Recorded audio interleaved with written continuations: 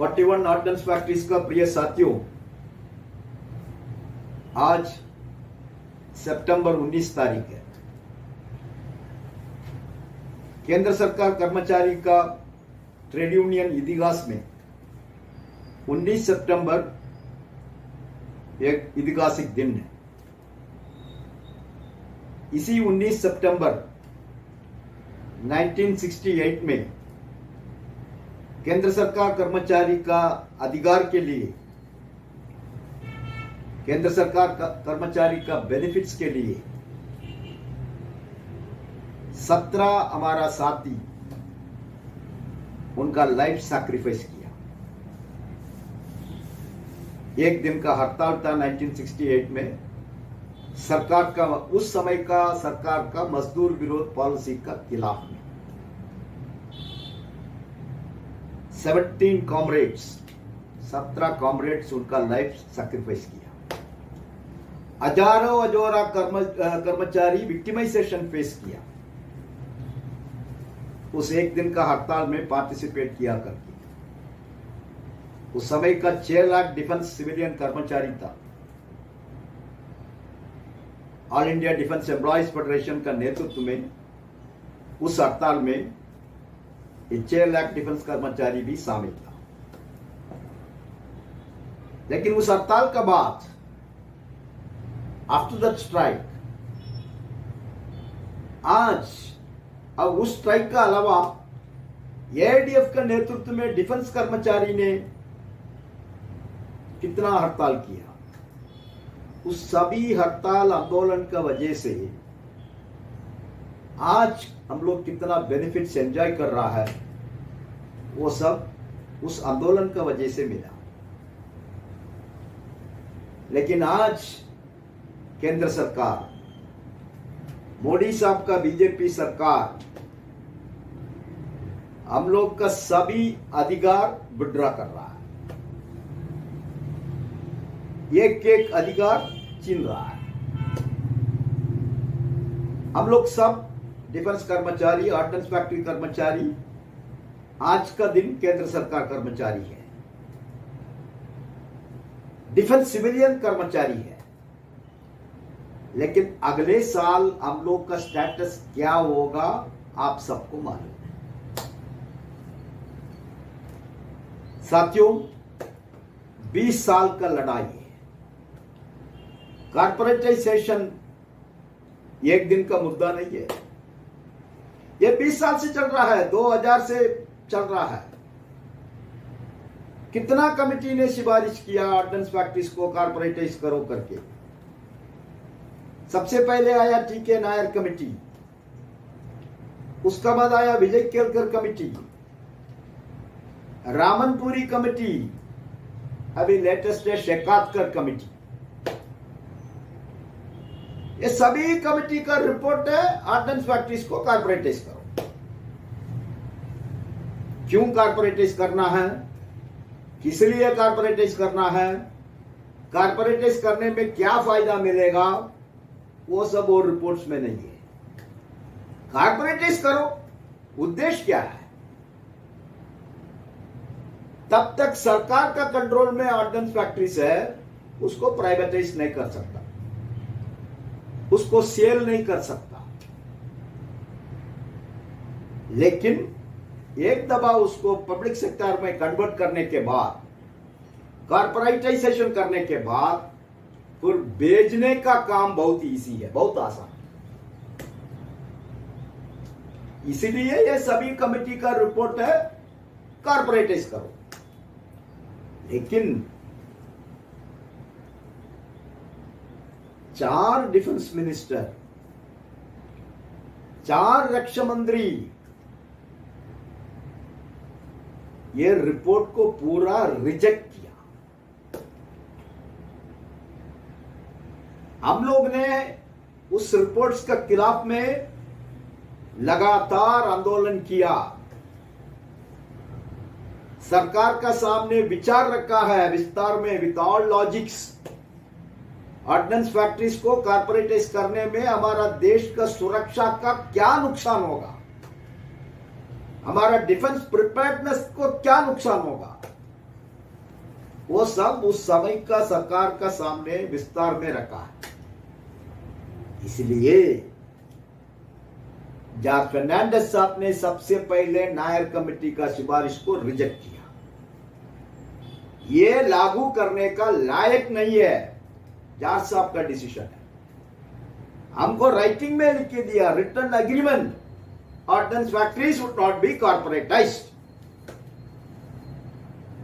और वो चले गया, यूपीए सरकार आ गया, प्रणब बाबू रक्षा मंत्री बन गया। ये ब्यूरोक्रेट्स का काम क्या है? नया मंत्री आ गया, तुरंत उनका सामने फिर फाइल पुटअप कर ऑर्डिनेंस फैक्ट्रीज को कॉर्पोरेटाइज कर। फिर हम लोग आंदोलन का रास्ता में आ गए। प्रणब बाबू साहब ने हम लोग को बुलाया, हम लोग उनको कन्विंस किया। इतना सीनियर पॉलिटिकल लीडर है हमारा देश का, आज वो जिंदा नहीं है, राष्ट्रपति तक पहुंच गया, भारत रत्न है। उनको समझ में आ गया ये रिपोर्ट सब बकवास है, ये देश का सुरक्षा के खिलाफ में है, इसलिए इसको लागू करना ठीक नहीं है। उन्होंने भी रिजेक्ट किया। उन्होंने भी हमको लिख के दिया, नहीं हम ऑर्डिनेंस फैक्ट्रीज को कॉर्पोरेटाइज नहीं करेंगे। गया। फिर आ गया ये कि मैं एंटनी 7 साल रक्षा मंत्री था। फिर ब्यूरोक्रेट्स ने फाइल उसको पुटअप किया, सब कॉर्पोरेटाइज करो। फिर हम लोग आंदोलन में आ गया। एंटनी साहब बुलाया, 3 घंटा एंटनी साहब का कॉन्फ्रेंस हॉल में कॉर्पोरेटाइजेशन के खिलाफ में विस्तार चर्चा होने के बाद एंटनी साहब ने कुछ डिसीजन दिया, ये रिपोर्ट सब गलत है, ये हमारा देश का सिक्योरिटी का खिलाफ में जाएगा, ये हमारा देश का डिफेंस इंडस्ट्री को खत्म करेगा, ये हमारा देश का सुरक्षा के लिए ठीक नहीं है, इसलिए कॉर्पोरेटाइजेशन नहीं करना है। वो सरकार भी गया, मोदी 1 आ गया 2016 में। उसका बाद फिर अपना मनोहर पर्रिकर उस समय मिनिस्टर था, उन्होंने भी उनका सामने भी यह प्रपोजल गया, तो कॉर्पोरेटाइज करो। ब्यूरोक्रेट्स का यही काम है ना, वो खुद कॉर्पोरेटाइजेशन में नहीं जाएगा, वो खुद सरकार कर्मचारी रहेगा, secretary, joint secretary, additional secretary, इन लोग तब सरकार कर्मचारी रहेगा, इन लोग कॉर्पोरेशन में नहीं जाएगा।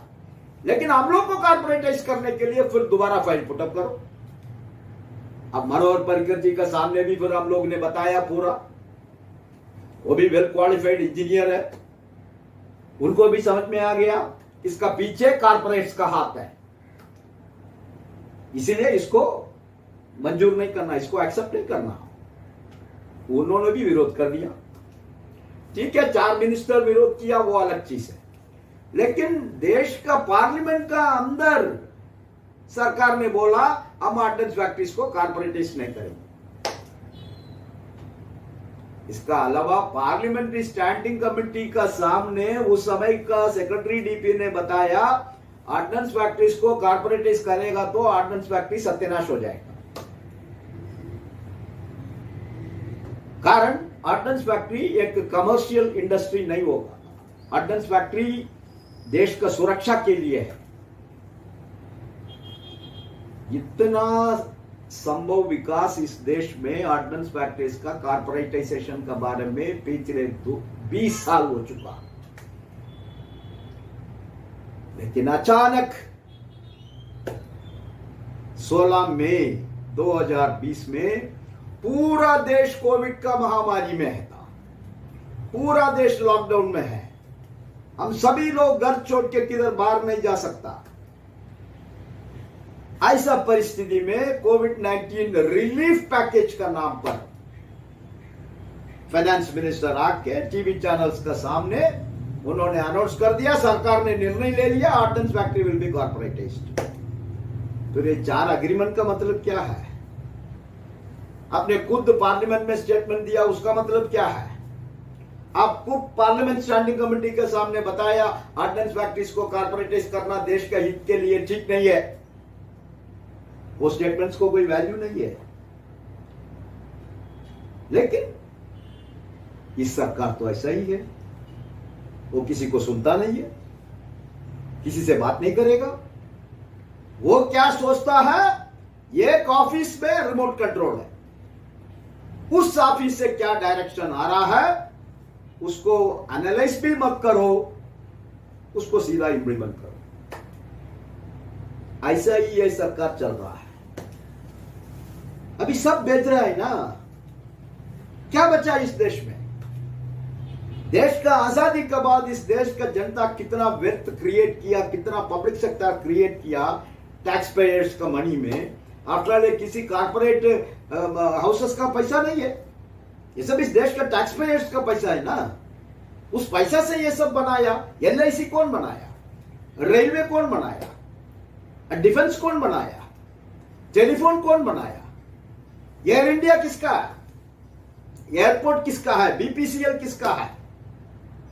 सभी भेज रहा है। भेजने के लिए आपको वोट डाला इस देश का जनता। देश का प्रॉपर्टी पूरा भेजने के लिए 303 आपको MP दिया पार्लियामेंट में। आपका इलेक्शन मैनिफेस्टो में लिखा हम आएगा तो पब्लिक सेक्टर पूरा भेज देंगे, पूरा अंबानी अदानी को देंगे। ऐसा बीजेपी का इलेक्शन मैनिफेस्टो में नहीं लिखा।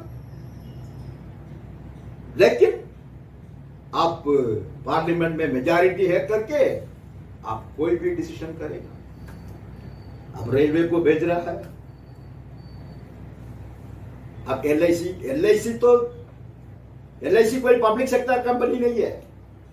LIC पॉलिसी होल्डर्स का कंपनी है, वही उसका मालिक है। सरकार का केवल 5 करोड़ रुपया है उसमें। नेहरू जी ने तब LIC लागू किया, सरकार का तरफ से 5 करोड़ रुपया दिया, उतना ही सरकार का इन्वेस्टमेंट है।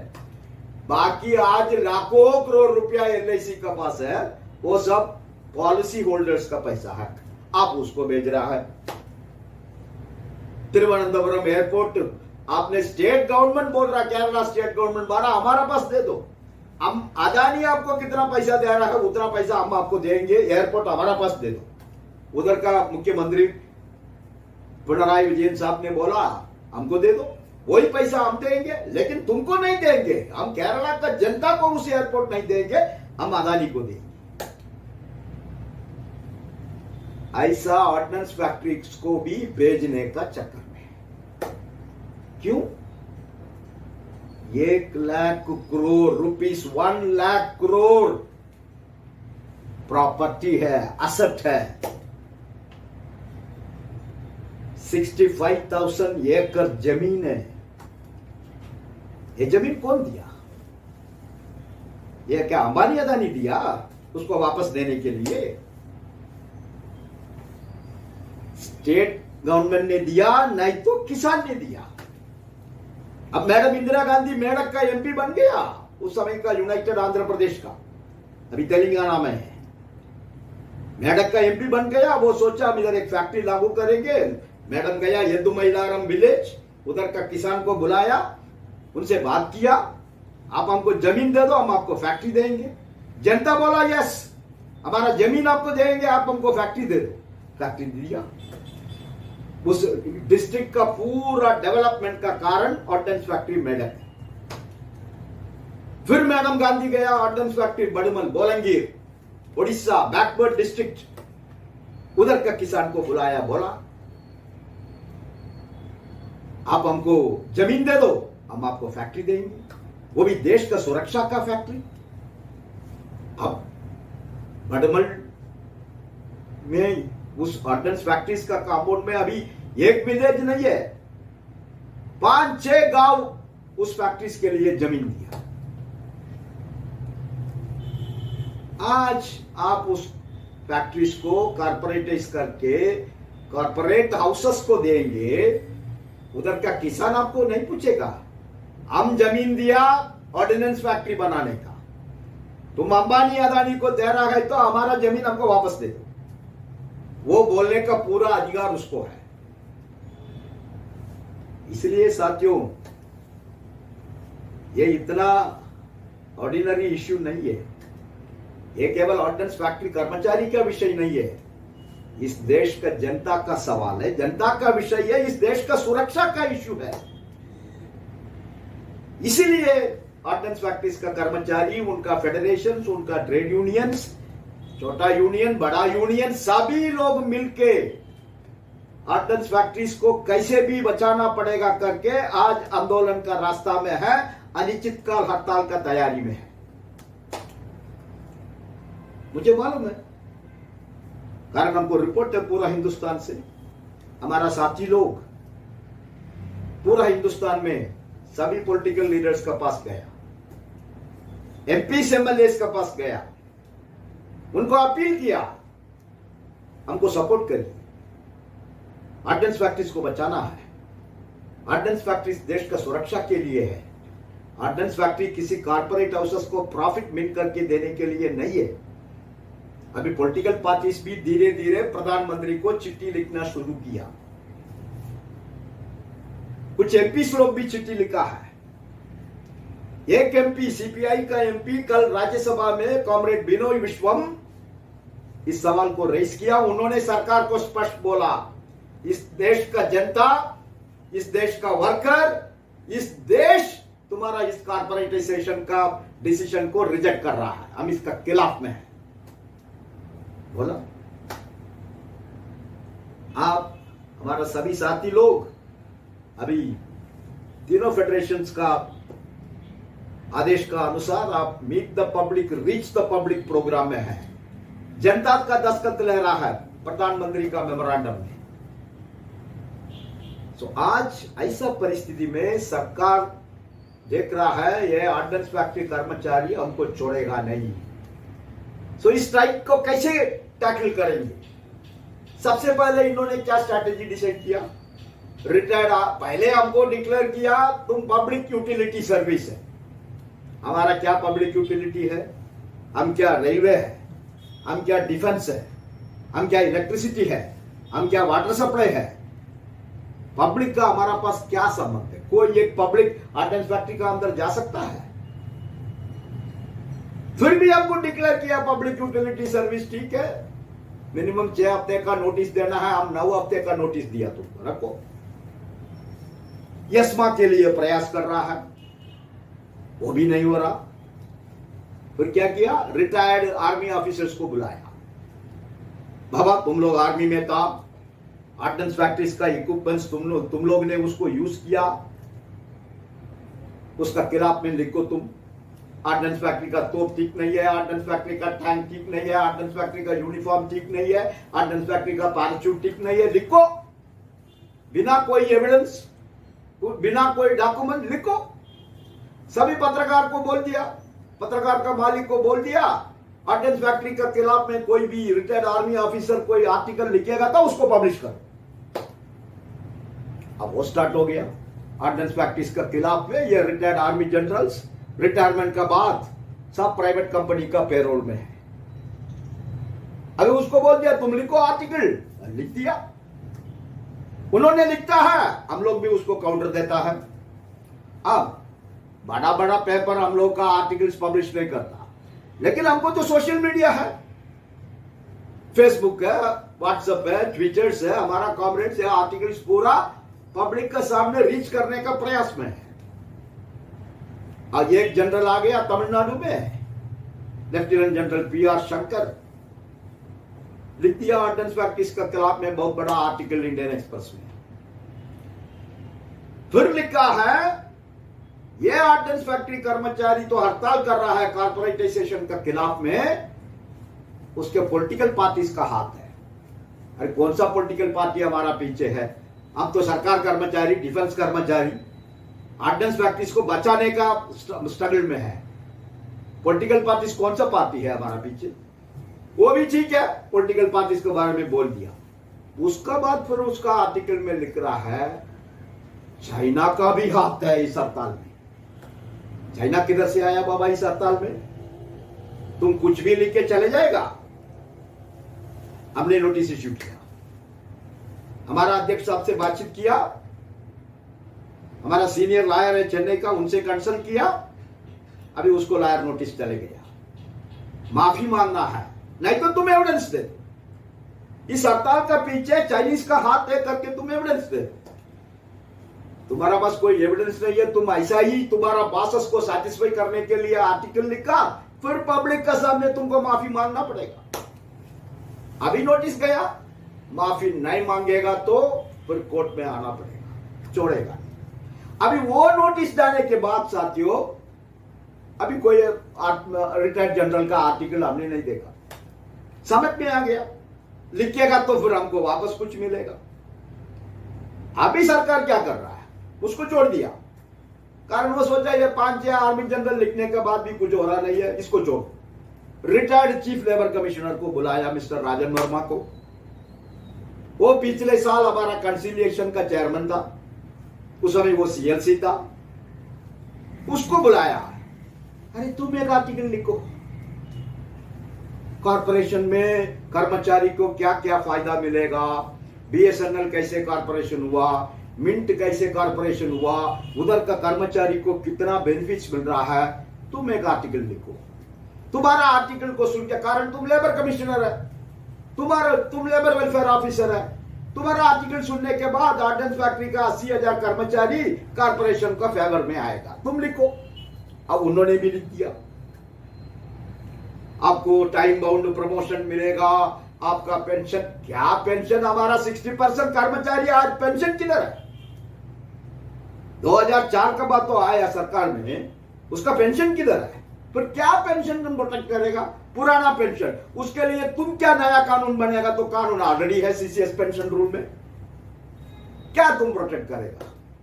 बकवास लिखता है। हम भी उसका काउंटर में एक आर्टिकल लिखा है, एक उसका पॉइंट्स को पूरा काउंटर कर दिया। अभी क्या जवाब देगा ये सब नाटक अभी इस देश में चल रहा है। इसलिए साथियों, यह विषय बहुत गंभीर है। सरकार एक्सपेक्ट नहीं किया, सरकार का दिमाग में था हमने बीएसएनएल को कर दिया, सभी यूनियन ने दस्तखत किया, ठीक है। उस समय का यूनियन नेता को मालूम नहीं है तुम लोग ये सब प्राइवेट को हैंड ओवर करेगा करके। उस समय का नेता लोग गुड इंटेंशन में साइन किया। अब साइन करने के बाद परिस्थिति क्या हो गया? तुम बीएसएनएल को अभी भी 3G में रखा है, बीएसएनएल को अभी तक 4G नहीं दिया, लेकिन जियो को, वोडाफोन को, आइडिया को 4G दिया, अभी 5G देने का चक्कर में है। अभी भी बीएसएनएल 3G में है, डेलिबरेटली उसको खत्म कर दिया। एमटीएनएल को खत्म कर दिया, बीएसएनएल को खत्म कर दिया। अभी बीएसएनएल का 90,000 कर्मचारी को फोर्सफुली तुम वॉलंटियर रिटायरमेंट दे दिया, उसका ग्रेजुटी अभी तक नहीं मिला, उसका कम्यूटेशन अभी तक नहीं मिला। उधर 20,000 कॉन्ट्रैक्ट वर्कर को अभी तक तनख्वाह नहीं मिला, परमानेंट वर्कर को भी कोई फिक्स्ड डेट नहीं तनख्वाह के लिए। Even though payment of wages act बोलता है 10 तारीख को पहले तनख्वाह देना है। कानून का जगह में है, सरकार का जगह में है। यह सब ऑर्डिनेंस फैक्ट्री का कर्मचारी देख रहा है बीएसएनएल का परिस्थिति क्या है। बीएसएनएल को तो ठीक है, कमर्शियल ऑर्गेनाइजेशन है, उसके लिए 20 करोड़ कस्टमर है, लेकिन इस ऑर्डिनेंस फैक्ट्री का कस्टमर कौन है? तो एक ही कस्टमर है, वो आज भी हमको काम नहीं दे रहा है। हमारा 275 प्रोडक्ट्स को नॉन कोर डिक्लेयर करके आउटसोर्स करने का चक्कर में है।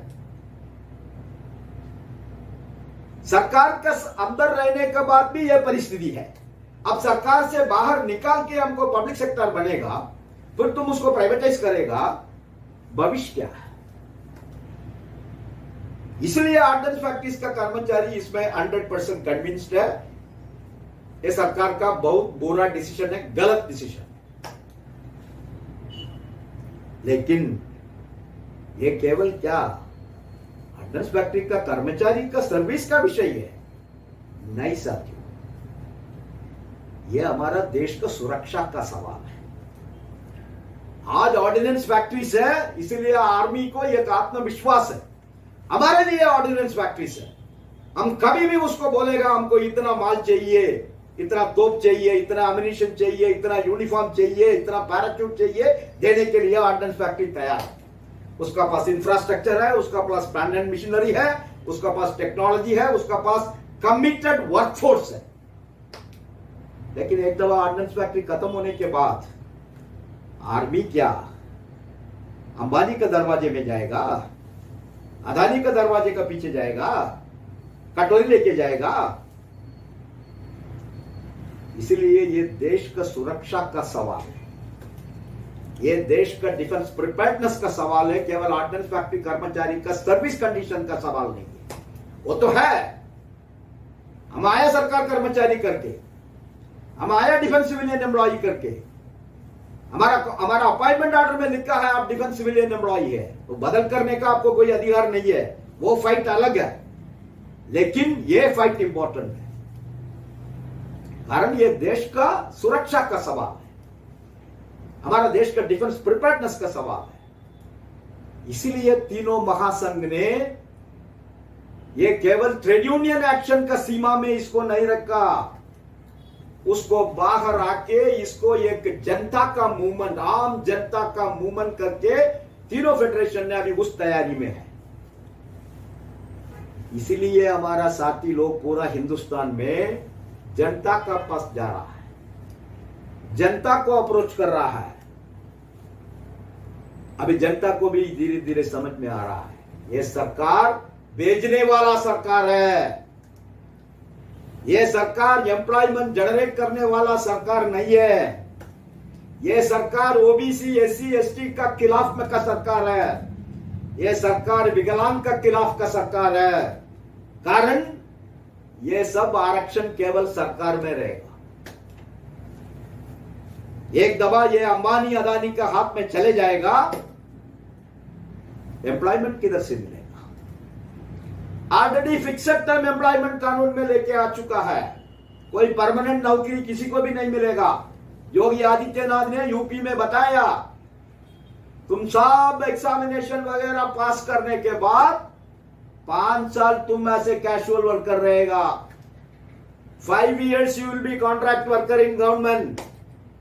5 साल का बाद ही हम देखेंगे तुम सूटेबल नहीं तो तुमको रेगुलराइज करेगा, नहीं तुम सूटेबल नहीं तो तुमको भेजेंगे। 5 साल के बाद वो लड़का किधर जाएगा, वो लड़की किधर जाएगा? लेकिन वो तो अभी कानून बनाया यूपी में, उसको भी मेजॉरिटी है, सो वो भी कानून बना रहा है। अभी इसको भी दिल्ली में मेजॉरिटी है, ये भी कानून बना रहा है।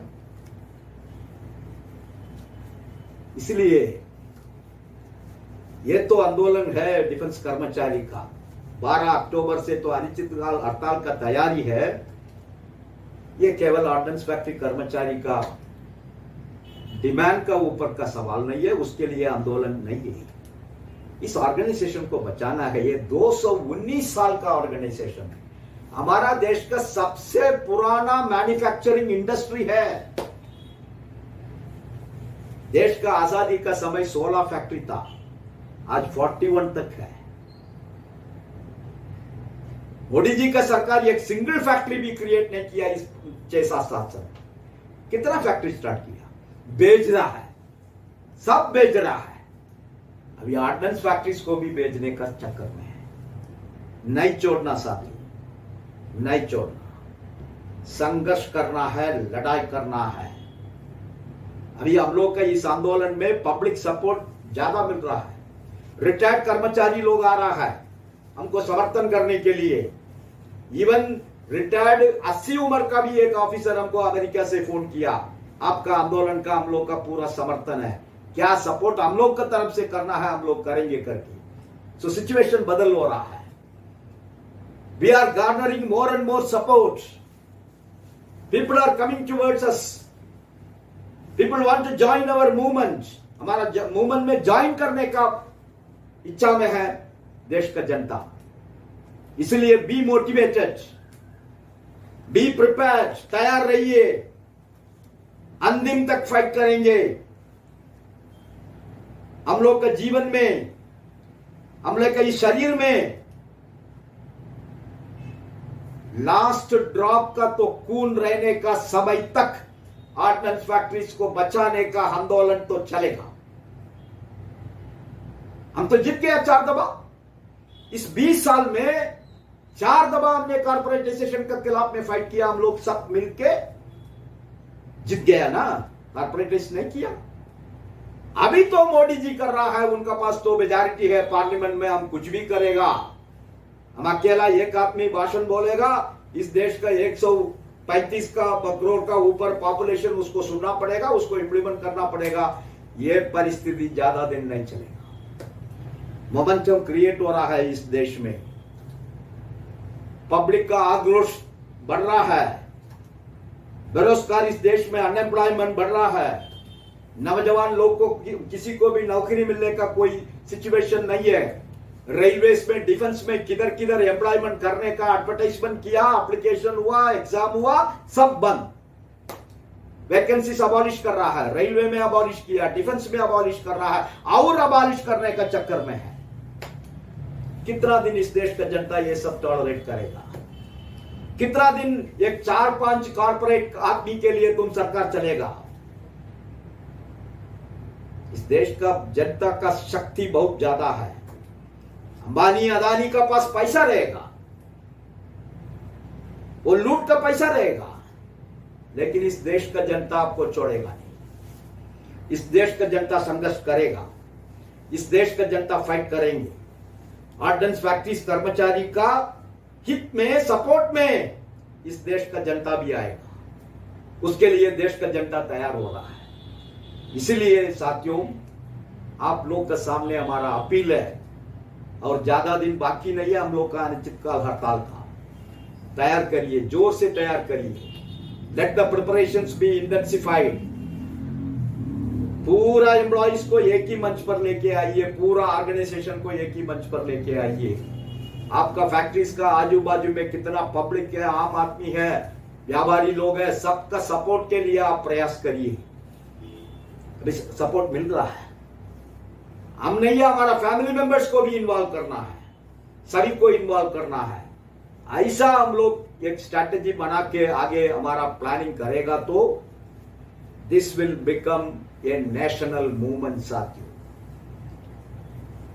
एक नेशनल मूवमेंट, एक नेशनल जनता का मूवमेंट इस ऑर्डिनेंस फैक्ट्रीज कर्मचारी, डिफेंस सिविलियन कर्मचारी का आंदोलन से इस देश में ऐसा एक परिस्थिति होने का संभावना ज्यादा है। ऐसा परिस्थिति क्रिएट करने के लिए हम लोग एक एक कर्मचारी, हम लोग का फैमिली मेंबर्स, हम लोग पूरा उस तैयारी में होना चाहिए।